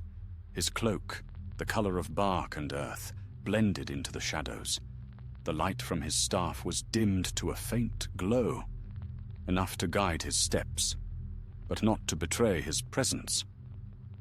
Beneath his hood, his eyes burned bright, alert and grave. He had faced darkness before in the far places of the world, but never alone, and never one so cunning. He paused beside a fallen oak and looked upward. There it was, the black crown of Dol Guldur, wreathed in vapor, its towers sharp as thorns against the grey sky. Smoke coiled from its hidden forges, and faint cries echoed through the hollow hills. The fortress crouched like a living thing, waiting, listening. Branthe the magpie perched upon the wizard's shoulder, trembling. Bad place, he muttered. "No song here, no life." "Hush," whispered Radagast. "Even darkness must listen." He pressed forward through the undergrowth until he came to a narrow glade. There he found a stream, sluggish and black, winding from the direction of the fortress. The stench of it made him gag. Nothing born of Yavanna could live in such filth. He took a small vial from his satchel and filled it, stoppering it tight. "Proof enough for the council," he murmured. "But first, Gandalf." As he rose, a faint sound drifted from beyond the trees, a voice, distant but clear, singing. It was soft, low, and sorrowful, yet there was courage in it, too. The words were elvish, though broken by pain. Radagast's heart leapt. He knew that voice. "Gandalf," he breathed. Without thought, he began to move toward it, every sense straining. The song grew louder, echoing between the trunks, then faltered suddenly and ceased. In its place came a deep, hollow laughter that chilled his blood. "Fool of the woods," said a voice from the shadows, cold and smooth as steel. "Do you think you're meddling unseen?" Radagast turned sharply. Before him stood a tall figure, cloaked in black, its face veiled, save for two pale eyes that glimmered like dead moons. Another of the nine. "So," said Radagast, forcing calm, "the servants of the enemy multiply like flies. I thought your kind slumbered still." "We do not sleep," hissed the wraith. "We wait, and now you walk into our master's snare." Radagast lifted his staff. "If snare it be, then let it be broken." The wraith moved with inhuman speed, its blade flashing darkly. The wizard raised his staff, and the two forces met, light against shadow, fire against ice. Sparks flew where they clashed. The air shuddered, and the ground cracked beneath their feet. For a time they struggled, the wraith pressing forward, Radagast giving ground step by step. His strength was great, but his art was of the living things of Arda, not the fires of battle. Yet even in the midst of darkness, life has its weapons. "By root and leaf, by wing and fur," he cried, "I call you to my aid." The ground answered. Vines burst from the soil, twining about the wraith's legs. From the trees swooped a storm of birds, owls and crows, thrushes and hawks, striking at the creature's hood with beak and talon. For a moment, the darkness faltered, staggering beneath the fury of the wild. Radagast struck once more, and the light of his staff flared like dawn. The wraith shrieked, its form dissolving into mist. Yet even as it fled, its laughter lingered. "You only hasten what cannot be stayed," it whispered. "The grey pilgrim is ours. You will follow him soon." Then it was gone, and silence returned. Radagast stood trembling, his breath ragged. The birds wheeled once above him, then scattered, frightened by the echo of that fell voice. The vines that had answered his call withered to ash. He sank to his knees. "Gandalf, old friend," he whispered, "hold fast if you yet live. I am coming." As he rose again, faint light touched the clouds. It was not the light of the sun, but a red glare that flickered across the sky, like distant fire. He knew then that Dol Guldur was awake. All that day he crept nearer, keeping to the shadows. He saw orcs moving in companies, smaller than armies, but enough to show that the fortress was mustering strength. Great wolves prowled at their heels, their eyes gleaming yellow. In the courtyards, fires burned, and black shapes moved upon the walls. At last, from a ridge to the north, he saw it plainly. The gate of Dol Guldur, a wound of darkness cut into the rock, guarded by two tall figures of stone. Between them hung chains of iron, thick with rust, and beyond lay a cavern mouth that seemed to swallow all light. Radagast crouched behind a boulder, watching. He dared not rush in blindly. There was craft and power here beyond his own. Yet somewhere within those walls, Gandalf was held captive. As he pondered, a faint sound stirred beside him. From the shadows crept a creature small and thin, with eyes like lanterns in the gloom. It sniffed at the air, muttering to itself. Man flesh. Elf flesh. No, not yet. Too many. Too bright. Radagast held his breath. The creature's face came into view, pale and twisted, with hands like claws. He had heard of such things, born of the enemy's torture, spies and slaves that crept between his strongholds. "Peace, little one," he said softly, casting a small spell of calm. "I mean you no harm." The creature froze, then turned its head slowly. "You smell of beasts," it hissed. "You are not one of the Dark Ones." "No," said Radagast.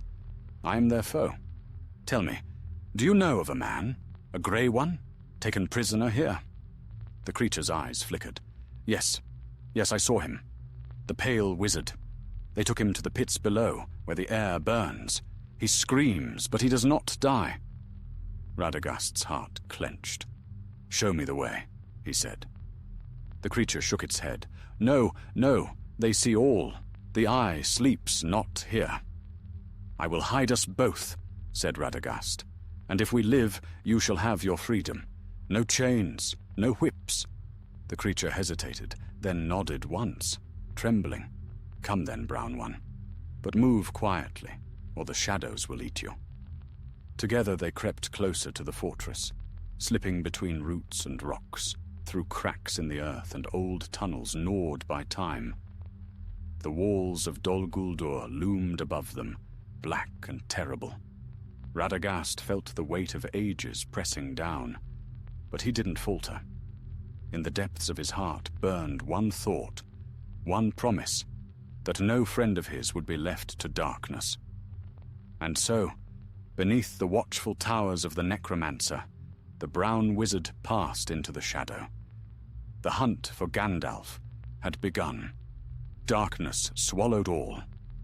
Beneath the roots of Dol Guldur ran caverns older than the fortress itself, hollow veins in the bones of the hill, carved long ago by waters that no longer flowed. Through those black tunnels Radagast crept, led by the strange creature who had found him in the wild. It slunk ahead of him on long, crooked limbs, muttering under its breath, glancing back every few paces, as though expecting doom to fall from the shadows above. The air was foul. A stench of burning pitch and old death filled the passages, and the walls were slick with moisture that gleamed faintly in the dim light of Radagast's staff. That light he kept veiled, for even a spark could betray them. Yet without it, they would have been blind, and the whisper of unseen things scurrying across the stone would have driven them mad. "Quiet," hissed the creature. "They are close, the Dark Ones. They watch always." Radagast knelt, listening. Far ahead came the echo of boots, the growl of harsh voices in the black speech. He caught fragments of their talk, words of torment and laughter, and the name Mithrandir. His heart clenched. Gandalf lived then, but not in freedom. He touched the creature's shoulder lightly. "Is there another way?" The pale thing nodded. Through the smoke pit, then down. No eyes there, only heat and ashes. "Lead me," said Radagast. They turned aside into a narrow crack in the wall, climbing down rough stone steps, slick with soot. The air grew hotter as they descended, until every breath burned in the throat. From below came the dull roar of flame and the clang of iron. At last they emerged upon a ledge overlooking a vast chamber.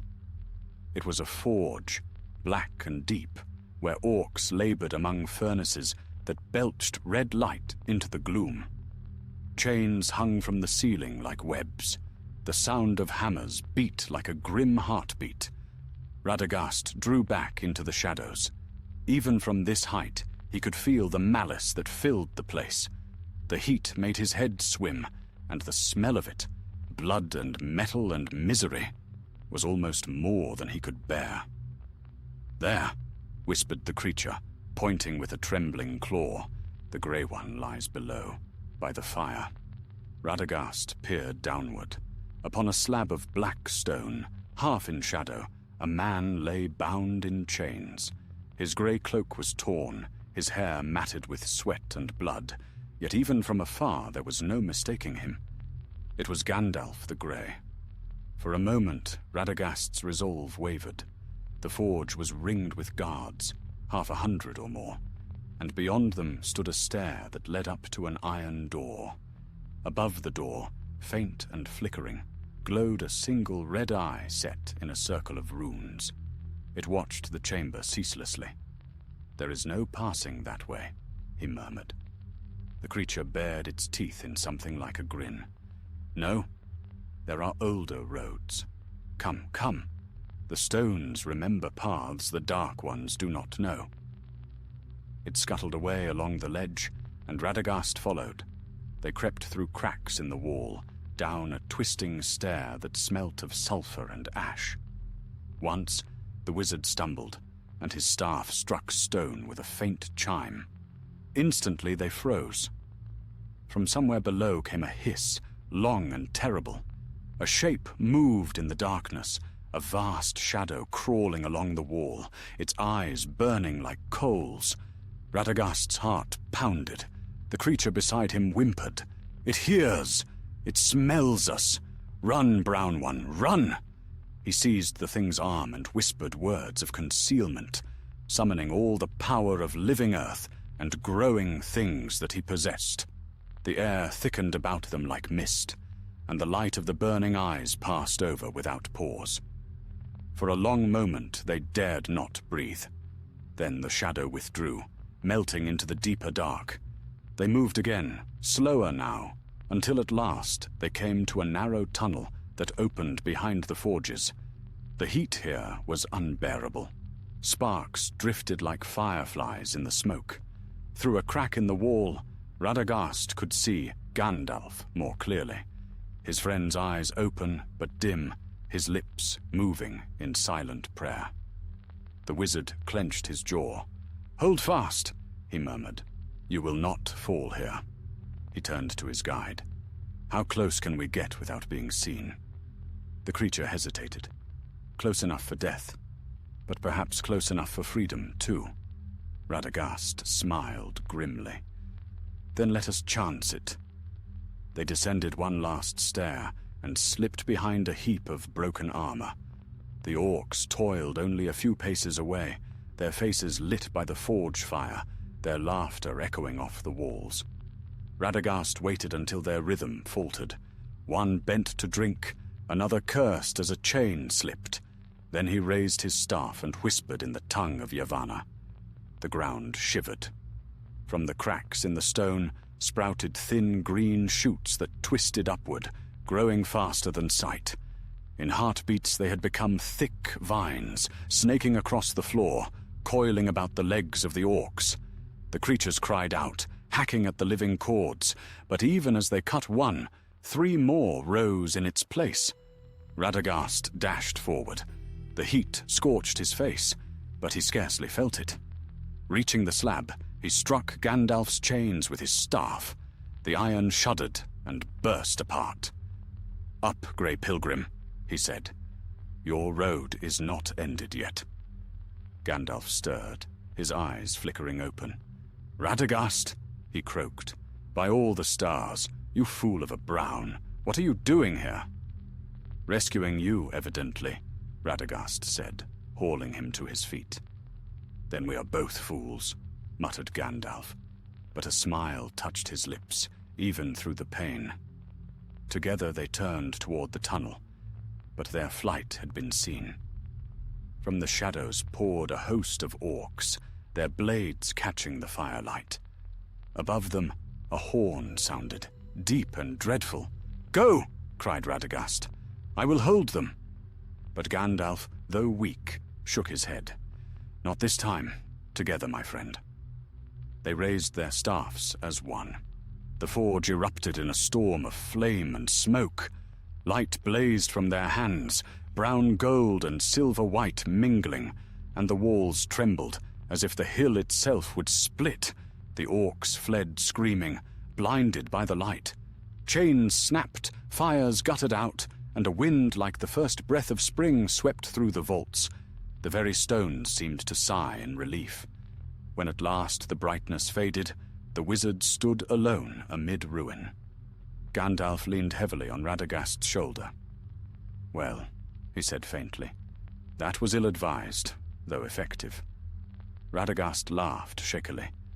"You may thank me later, if we live to see later." "Indeed," said Gandalf. "Come, before the shadow regathers itself." They vanished into the tunnels, even as the echoes of pursuit began anew. Behind them, deep within the fortress, a voice rose like thunder, the necromancer's wrath unleashed. "So the fools of the West dare my halls again," it hissed. "Let them flee. They will not flee far." But the wizards did not look back.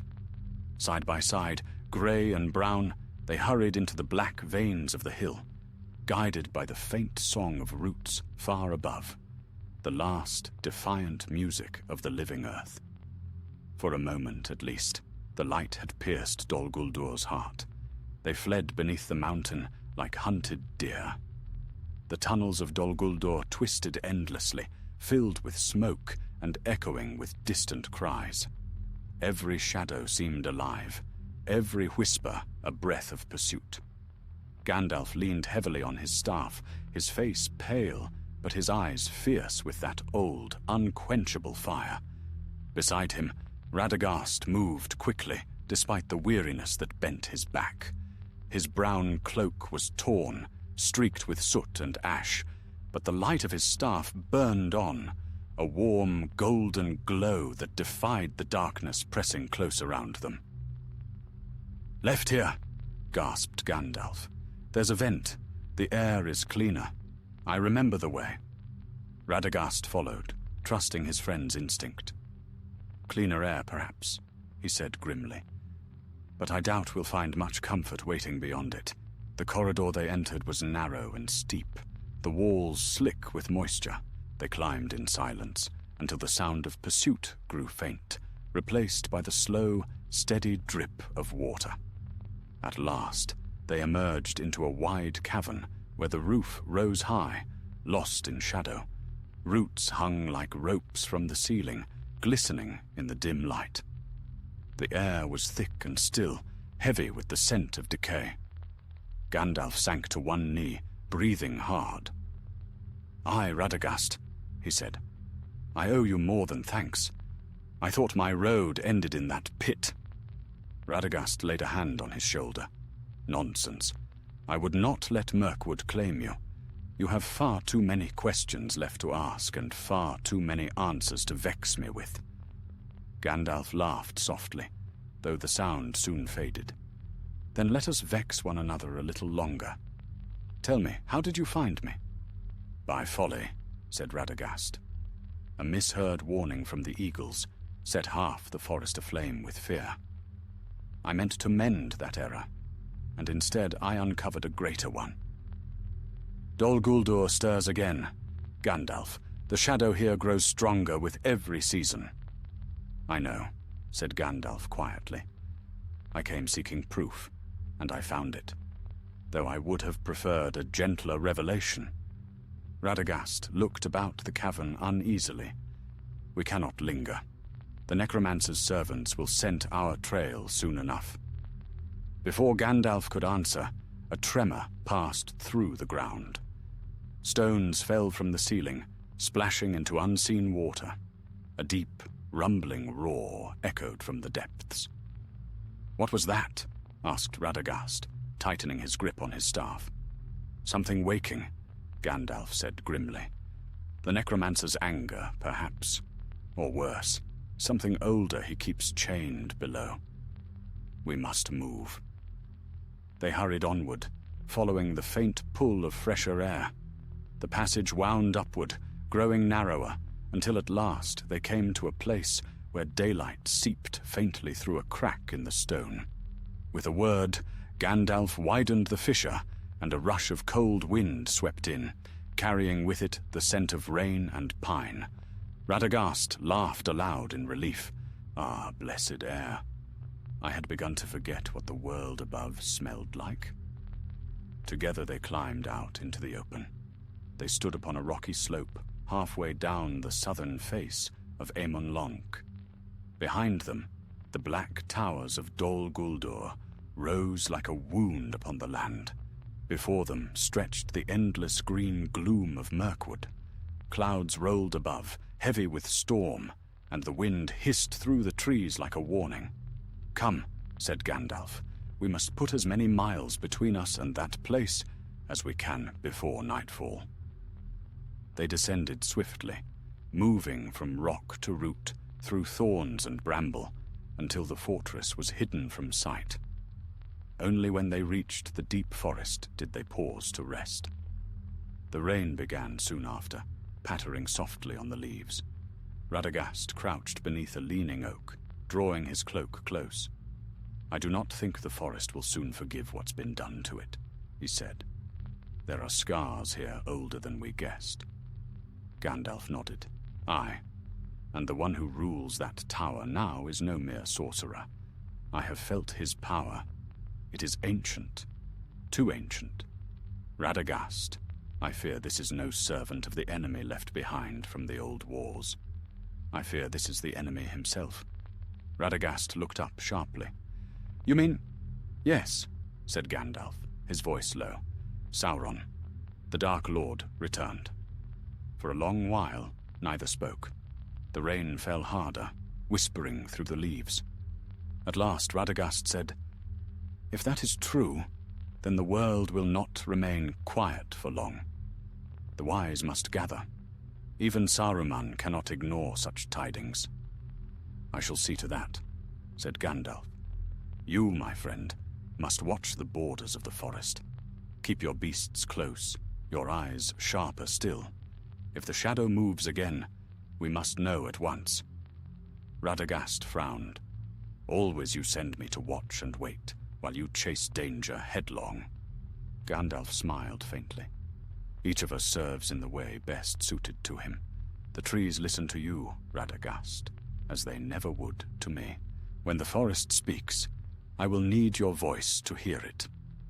The brown wizard sighed, but nodded. "Very well, but do not vanish again into folly without word. The world grows darker, and even the smallest light must be tended." "Spoken like a true keeper of the wild," said Gandalf, rising. "Come, old friend, let us part under the open sky, for I think we will not see it again so easily." They walked until the rain ceased, and dusk settled. At the edge of the wood, where the land rose toward the north, they halted.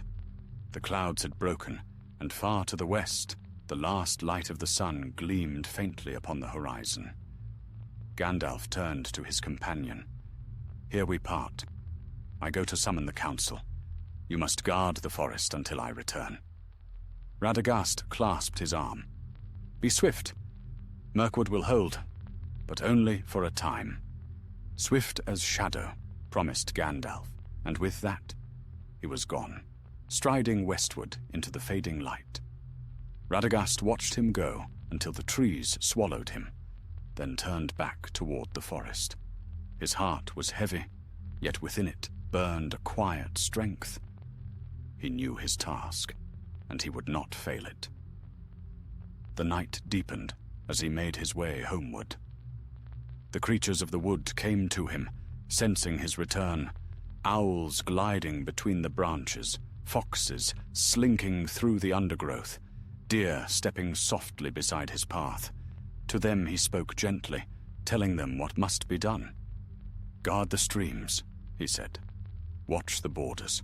Carry word of any shadow that moves beneath the trees. The darkness rises again, but we are not without friends." When at last he reached Rosgobel, the dawn was breaking. The forest lay quiet, washed clean by the storm. He stood before his home and breathed deeply, filling his lungs with the scent of wet earth and green leaves. "Gandalf has his counsels and his great designs," he murmured. "But my work is here, where the roots go deep and the smallest voice may yet be heard." He smiled, weary but content, and entered his dwelling. The fire burned low, the birds stirred in their nests, and peace, brief and fragile, returned to Mirkwood. Yet even as he slept, far to the south, the towers of Dol Guldur gleamed with renewed flame, and in the black heart of that fortress a shadow rose once more, whispering his name. The game between light and shadow was far from ended. The days that followed were heavy with waiting.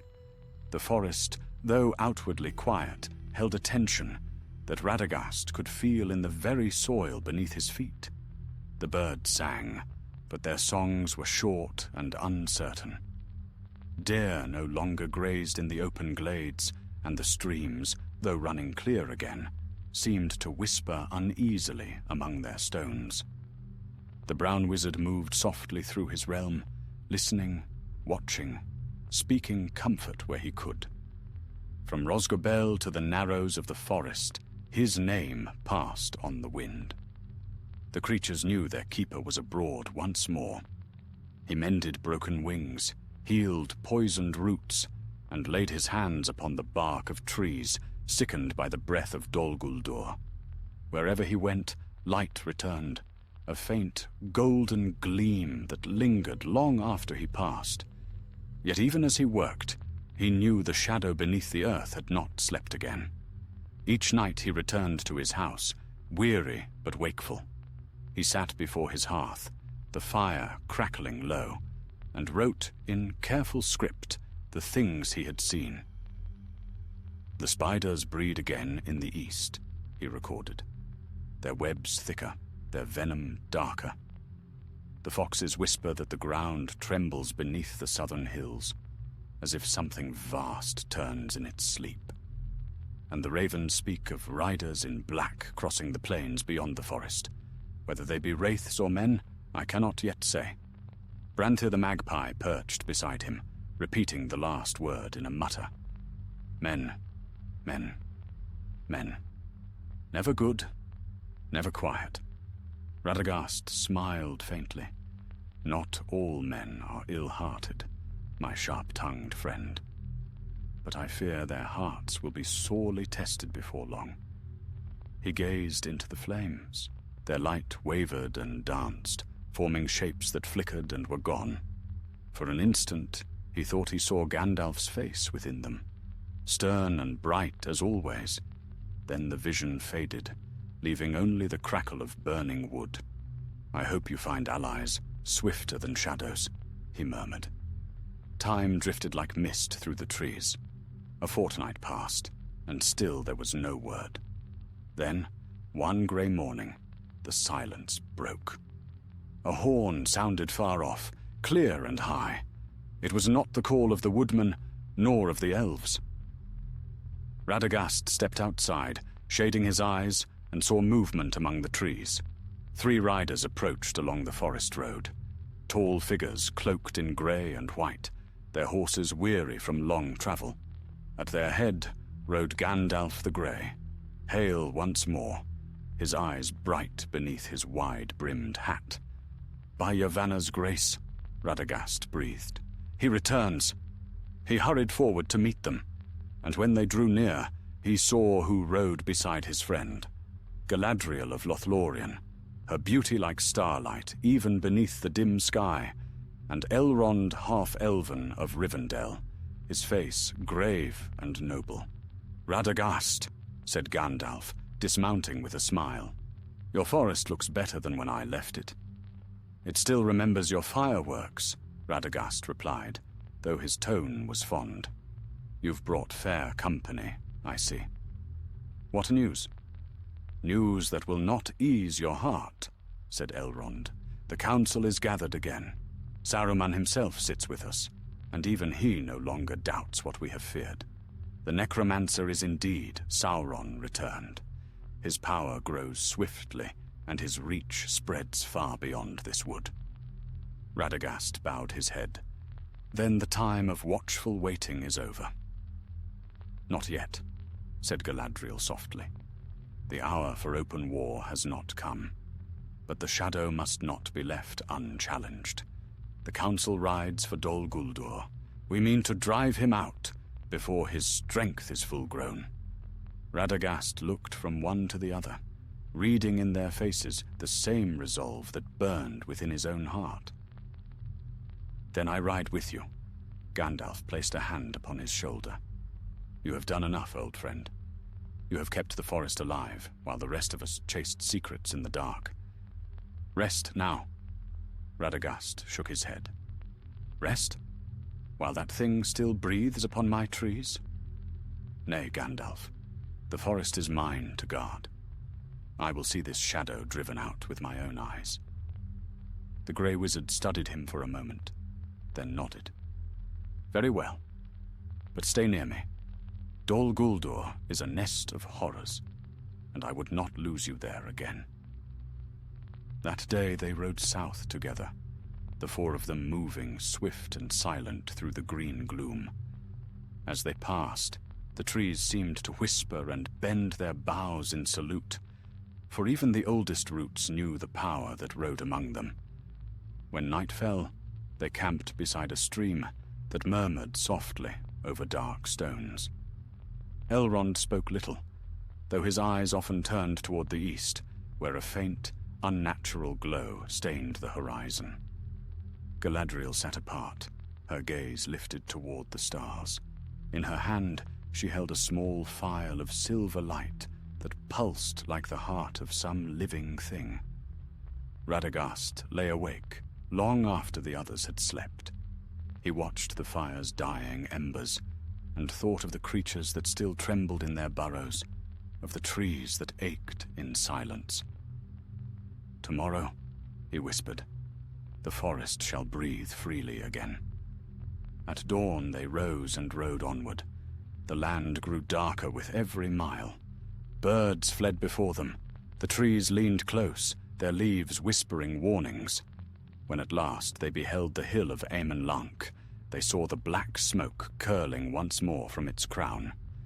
There they halted, for at the edge of the clearing stood a host, elves of Lothlorien and Greenwood, tall and stern, their bows strung and their blades drawn. At their head was Thranduil, the woodland king, his golden hair bound with silver and his eyes cold as winter frost. He inclined his head to Galadriel and Elrond, but looked warily upon Radagast. "Brown wizard," he said, "I have heard your name whispered among beasts and men alike. You have walked strange paths." "Only those that led back to this place," Radagast answered quietly. Thranduil nodded. "Then let us end what was begun. The necromancer's power festers upon my borders. Today, the forest will know no master but its own." So it was that the armies of the wise arrayed themselves before Dol Guldur. The morning grew still. No wind stirred. Even the air seemed to hold its breath. Then Galadriel raised her hand, and a light shone forth from her like the breaking of dawn. The shadow recoiled. The towers of Dol Guldur trembled, and from within came a cry that shook the very trees. Lightning split the clouds, striking the hilltop, and the battle was joined.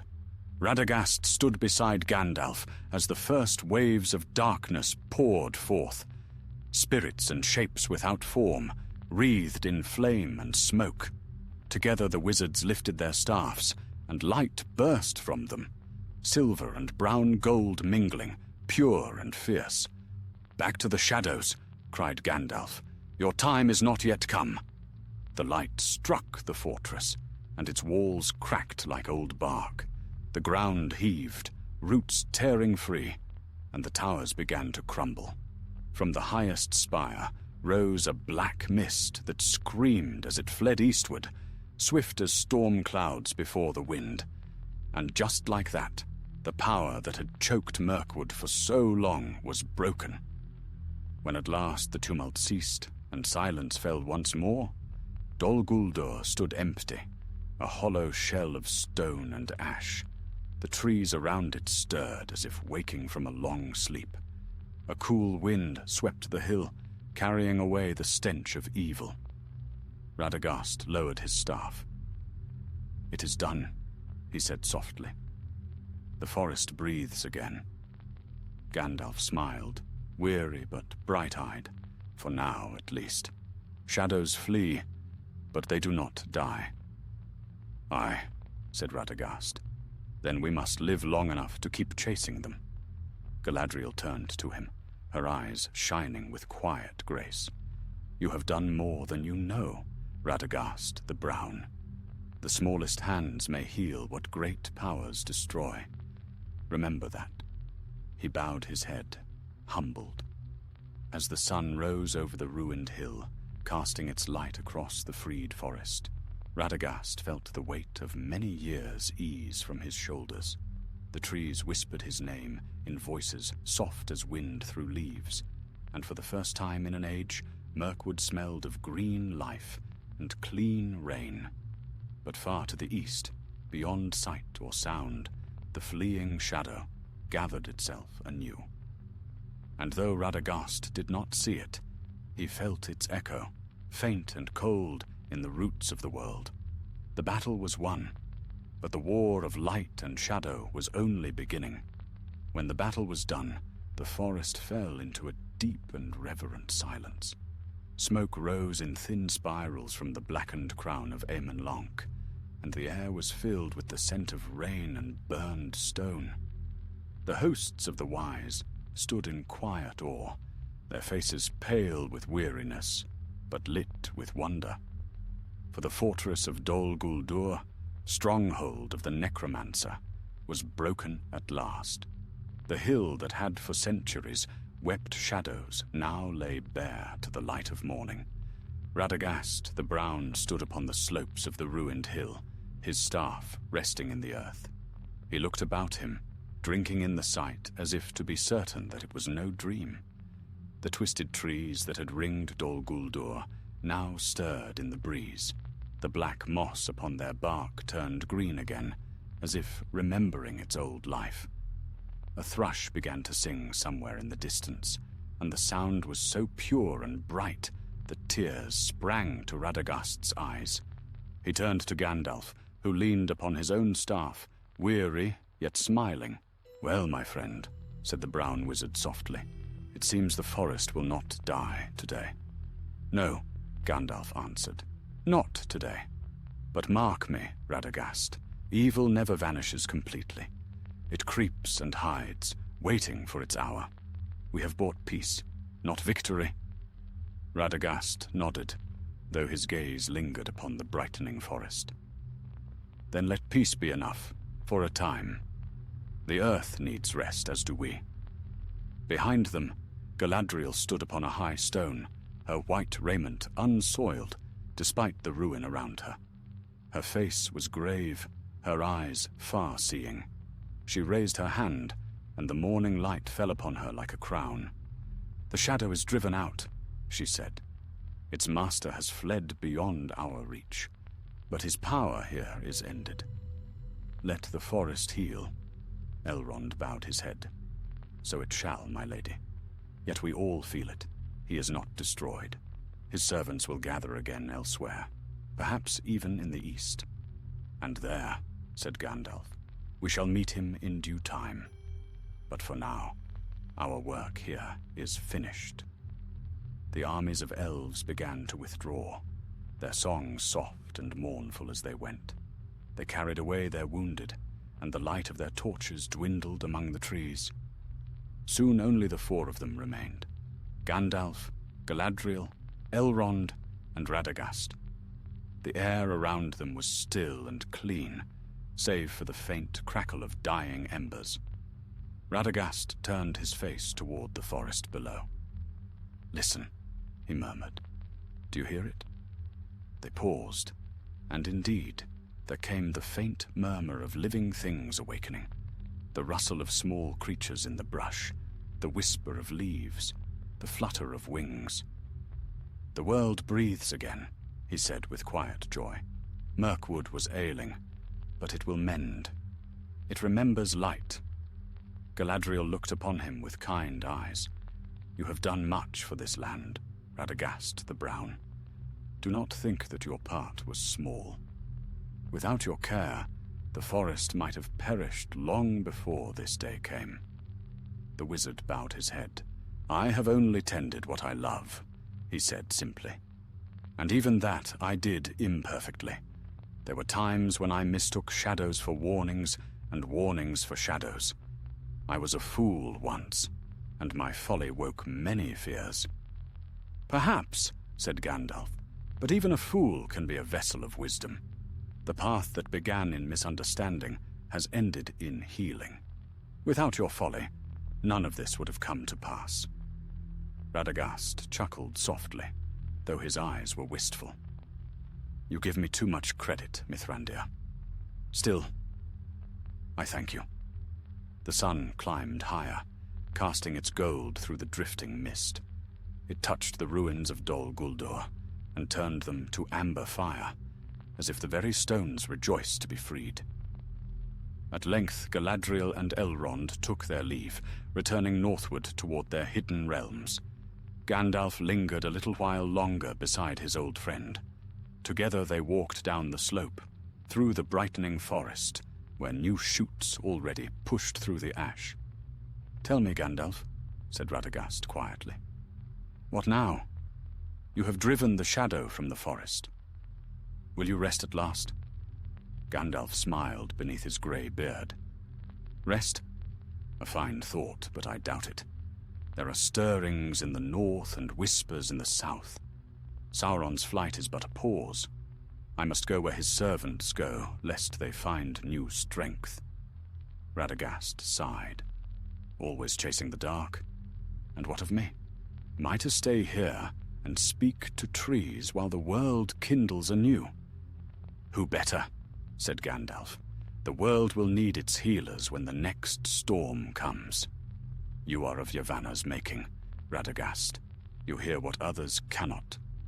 Keep the green things alive, and you will keep hope alive as well." The brown wizard smiled faintly. Hope, a fragile thing, but stronger than I once thought.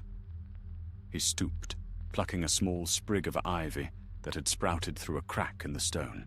Even here, life finds a way. They walked on in companionable silence for a time, until at last they reached a small glade where the light fell clear through the canopy. Gandalf stopped and turned. "Here we part, my friend. I go west to bear these tidings to the council. What will you do?" "I shall return to Rosgobel," said Radagast. "The forest will need tending, and the woodmen will need guidance. Fear makes poor soil, and there is much to root out yet." Gandalf clasped his arm. "Then fare you well, brown wizard. May the birds bear good news to your house before long." "And to yours, grey pilgrim," said Radagast with a smile. They parted beneath the trees. Gandalf's figure soon vanished into the mists, his staff glimmering faintly as he went. Radagast watched him go until he was gone, then turned homeward. He walked slowly, for his heart was full. All around him, the forest lived again.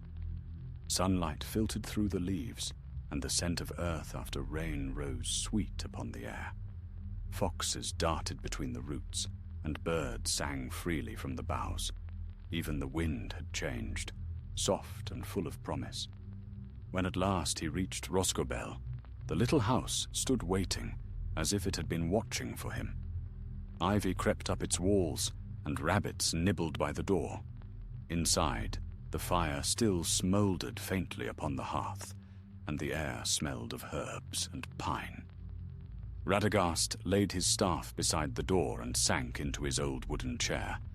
Branthir the magpie fluttered down from the rafters, squawking in delight. "Back! Back! Master's back!" "Aye," said Radagast, smiling, "and glad to be so, though I think I have had my fill of darkness for one age." He leaned back and closed his eyes. For the first time in many years, he felt truly at peace. Yet even as sleep claimed him, he dreamed. Not of shadow or fire, but of green hills and golden light, and of the song of all living things joined in harmony. Outside, the forest whispered his name. Its voice was deep and ancient, but gentle as the wind through spring leaves. "Rest now, Radagast," it seemed to say. "The world will call for you again, but not yet." And so he rested, the brown wizard of the wild, guardian of the green earth. But far to the east, beyond mountains and shadowed plains, a dark wind stirred once more, bearing with it the faintest echo of laughter, a promise and a warning both. For though Dol Guldur was fallen, the spirit that had haunted it endured, and in the turning of the world, even the smallest of misunderstandings can awaken great deeds and greater perils yet to come. Still, for that fleeting season, Mirkwood was whole again, and Radagast the Brown sat beneath his roof of moss and ivy, listening to the music of life reborn, while the sun shone warm upon the woodlands of the world.